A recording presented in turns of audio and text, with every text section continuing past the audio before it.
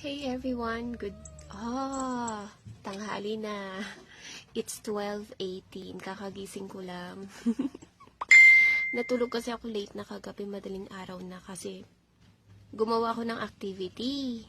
Tapos hindi ko pa natapos kasi lumipad yung ipis. Kailangan ko kasi ng ipis. And then, diba may vertebrate and invertebrate.